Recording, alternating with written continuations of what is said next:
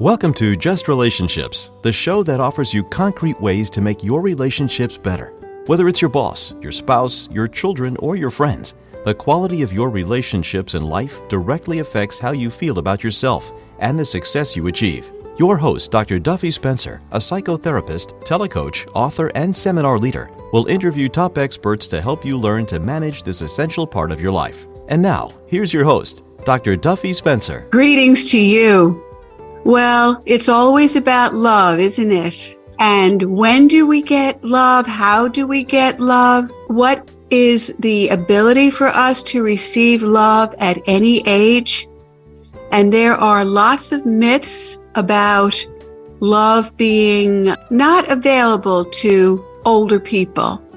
If you're over 50, 60, 70, 80, no, you're going to stay single. Love is not for you. Well, I am very pleased to introduce my guest, Francine Russo, who is the author of Love After 50, and she will tell us differently. Welcome, Francine. Thank you for having me. It's a pleasure. My pleasure. So, as I said in the opening, Francine, it's all about love. It makes the world go round. We all need it. And many people want it and believe they cannot get it, either because they believe they're carrying the belief that they are unlovable, and there may be a belief around age.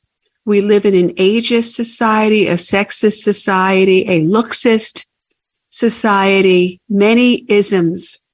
And you really let people know that they don't have to succumb to a lot of these cultural myths. Not at all. And we live in a different time. People at 50 know that there's a very good chance, if they're reasonably healthy, not perfect, that they will live another 30 years at least, which has led to what's called the Great Divorce or the Great Divorce tsunami, because a lot of people who have been in unsatisfying marriages for 20 or 30 years look at their partners, look at the life ahead and say, I don't want to live this way for the next 30 years. I want a great relationship. And so there are so many, because the divorce rates are so high, and also there are people who are widowed. There are so many people our age out there who are single and are looking for a better relationship than they've had in the past. And I'm here to tell you that they are finding it over and over and over. Everywhere you look, you've got a cousin, you've got an aunt, you've got a grandma, you've got somebody you know in your life who's found love. So whether someone is single because they've never married or divorced or widowed, at any age, you're saying it is really possible to find love again, find a loving partner. It's possible to find love again or to find love for the first time. For many people, and I was one of them, it takes some work because you have to be in the right frame of mind. You have to be together enough within yourself to go out there and be looking for a healthy relationship. Right, out there looking. And this is what I say to my clients as well.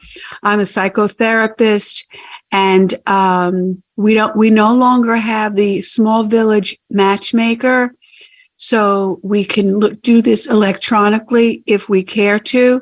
And there is electronically, online is not the only way. Certainly there are other ways. There are many ways of meeting up with people. And yet many people are scared, reluctant to use online devices. So we don't have to concentrate only on online. But the point is, I really agree with you so strongly about work and the right mindset, that it is like a job, going to find a healthy, viable partner. Does take time, concentration, focus, effort. It does. But most important is the preparation. I call it do the head work. Because, yes, that's what my first chapter of Love After 50 is about. It's about preparing yourself emotionally, psychologically to be a person who will be confident enough in yourself, in your lovability, in your ability to be okay, in order not to be desperate or turn people away or reject everyone you meet. You have to work on yourself. And I had to. I was widowed for the first time. I've been twice widowed. I was widowed for the first time when I was 46. It was very sudden, and I was in shock, and I was terrified to be alone. And so way before I was ready, I started dating, I guess, to find for two reasons. One, I wanted to be reassured that I was still, as I was pushing 50, a reasonably attractive woman, that I could find a partner. And two, really to outrun my grief, because it was so painful that I tried to shortcut the grief process. And for many people, that's the grief of loss of a partner through divorce. And I found I couldn't do that. So whether someone is divorced or had a breakup or just, is in despair because they've never had a relationship, the work is necessary. For example, I was rather desperate about it. One of my friends said to me, actually, several of my friends said to me, desperation is not very attractive. I said, I know. But I'm desperate. What can I do? And I had to deal with that first. I had to learn not to want to be alone, because that was never my preference. But I had to learn to be okay being alone. Mm-hmm. And I'm not a hobby person, but almost by accident, I rediscovered my childhood love of cycling. And I found when I got on my bicycle and rode by the river, I was fine by myself. I could go places and look at things, feel the wind in my hair, look at the river. I could do it anytime, even in the rain. And I didn't need anybody else. And that also, the exercise made me feel great and made me look better. But that wasn't the main reason. It was I found something I loved that I could do on my own. And that helped me enormously. Also, I hated staying home on Saturday nights. I happened to live in a big city. So I would go out, I would buy a ticket for a movie and a single. Many of my friends were attached and didn't want to go out with me or were not available on a Saturday night, but I would buy a movie ticket, and before or after, I would sit outdoors at a sidewalk cafe, obviously in the nice weather or with a heater outside, and watch people go by. Sometimes I struck up conversations with couples, with other people, and it was fun. It wasn't quite the same as having a fabulous date and holding hands with somebody, but it was good, and it made me feel less desperate. So when I was ready to go out, I didn't feel, does this guy like me?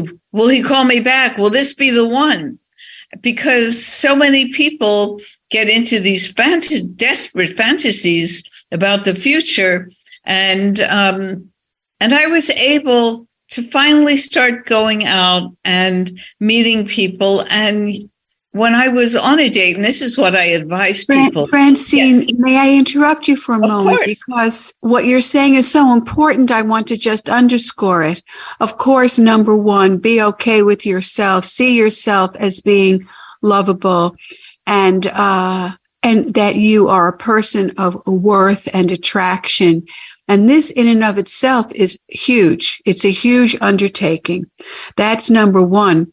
Number two, I cannot tell you how many single women I know personally and professionally who would never go out alone. And that really is such a detriment to them, because what it means is that I need to be taken out. I need to be the dependent upon somebody else's reaction to me to actually participate in the world. So the idea of taking yourself out alone, I think is remarkable. I think it needs to be remarked upon. And I think it is an excellent suggestion to make to people. Well, I'm glad, because I go crazy sitting in my apartment all the time. And I find that even if I just go out for a walk in a nearby park, I see people walking their dogs, and you can always talk to people about their dogs. You can say, oh, what a cute dog. What breed is it? And you get in a whole conversation, and it's a whole social interaction that you wouldn't have had otherwise. Or their children, their tots. I mean, name me a parent who doesn't want somebody to tell them how adorable their kid is. Sure. That breaks up your day. You're not alone. You've talked to people, and that leads to other conversations about the neighborhood, about a restaurant you went to, about a bird. Oh my God, look at that. That's an owl. Really? You just have all these experiences. So you're talking about participating in life. And not being a hermit, not being a recluse, not being stuck alone, getting up and out and interacting with people. Yes, and it doesn't have to be a big deal. It could be at the grocery store. I mean, there's a grocery store near where I live that has wonderful ingredients, and people say, "Oh, did you ever make this recipe? I see you're buying the cremini mushrooms. What are you using it for?" And men and women, they get into these discussions, and they go on about different recipes or other things just while waiting in line at the checkout. Right. So be okay with yourself, get up and out. And then what? Because I do know people who are at this point. They feel good about themselves. They get up and out. They participate in the wide world. Now what? Well, I have to say that there was a time when everybody said, "Oh, ask your friends to fix you up." Well, I tried that. And when you're older, probably most of the people are attached. They haven't been in the single world. A friend might say, "Oh, there's one guy, but he's been single forever. Oh, you wouldn't want to meet him." And she's probably right. Or he's a jerk. And so I asked, 50 people, let's say, and maybe I had 2 blind dates, neither of which worked out. And I decided, no, the way to go was online. And I discovered, I think I tried Match.com first because it was the biggest. And I learned so much. I was single for 10 years between my first husband and my second husband. And so I made all my mistakes. I learned by trial and error, by doing everything, falling on my face a few times, having some bad relationships, having some so-so relationships. But anyway, going on, I have some chapters in Love After 50 about how to do online. And it's not the same stuff you get when you get do your photograph, do your profile. It's not that kind of stuff. It's about the psychological stuff and also about how to handle the way online works. So yes, you should write a profile. You should get a friend to go over it with you. You should get a good photograph. Sure, do all those things. But you also need, what I learned is when I went on a new website, people tend to stay online at the same website, sometimes for years. They have a relationship and they're back on, or they're still on, and they see the same faces going round and round in the photographs. And then you come on and, honey, you are fresh meat. And for about 2 to 3 weeks, you will get so much mail. Some of it annoying, like, "Hey, beautiful," and some of it really nice. And I have found that this does not last. Then you become somebody they've seen over and over. So I say this is a lot of work those first few weeks. Do not waste that time. If any halfway respectable person writes to you with a serious intention, nice letter or text or whatever it is, I say don't reject that person out of hand. Ooh. Save him or her. And you might send a little note saying, "Oh, I wish I I've just met someone, but may I call you back, or may I contact you again if that doesn't work out? And everybody says yes. I've never had anybody say no. And then you can, you try the ones that seem nicest to you and go back to the ones that wrote to you before. And I also say, do not waste time being a pen pal. There are some people online who will never intend to meet anybody, who want to write to you their deepest emotions. It's charming, it's intimate, it's funny. But if you want a pen pal, that's fine. But if you want to meet someone, have 2 or 3 exchanges, I recommend a phone call. And then decide if you want to have a cup of coffee, make it half an hour, 45 minutes, have the cup of coffee, and then decide yes or no to a second meeting.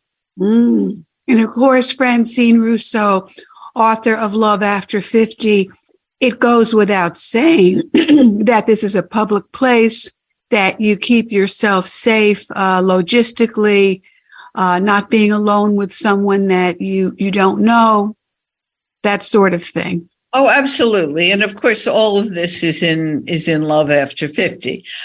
Yes, it's a public place. You don't get in a car with somebody you don't know.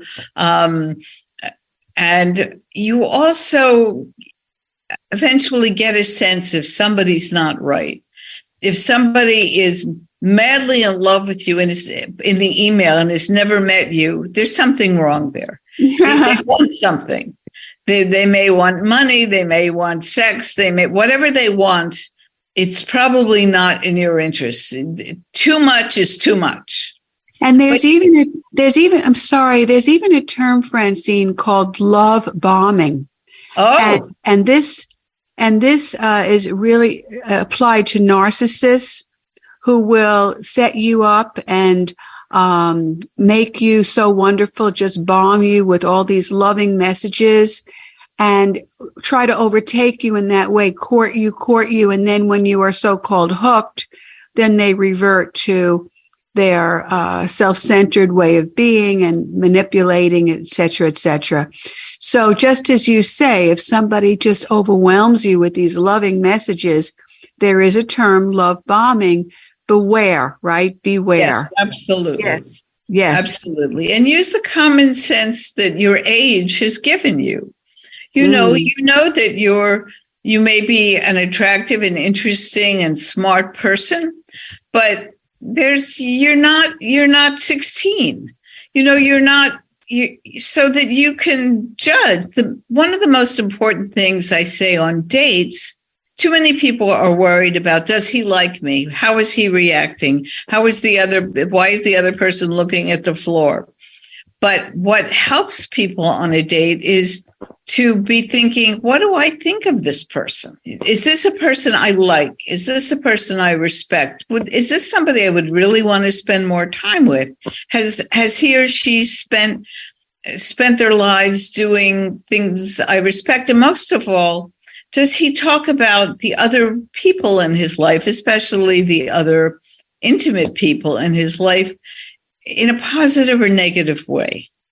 Because if somebody is bad-mouthing all the people they've ever been with, that's a sign that this is not a kind or generous person. And this person is not asking themselves, what might I have done to make this relationship not work? I remember I talked for my book, I talked to maybe 50 people who looked for a relationship, and most of them ultimately found one, a really good one that they've been in long term. And I remember one woman said she was in the process of having coffee dates after her divorce. And this very attractive man, very educated, he checked a lot of her boxes, said, my wife divorced me just because I used our kids' college fund to buy a Corvette. And she stood up and she said, well, I agree with your wife. And she threw a couple bucks down on the table for her coffee and she walked out. You're not a hostage. Yes. Use your brain, use your judgment. And if you don't want to be there, honey, you leave.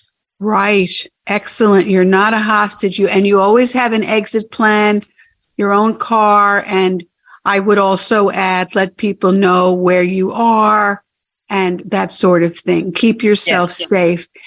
And I like what you're saying, Francine. Do I like this person? Not does this person like me? Correct. Do I like this person? Very, very important. And do they talk about previous relationships in a positive way rather than they're the victim and the other people were the victimizers and poor me.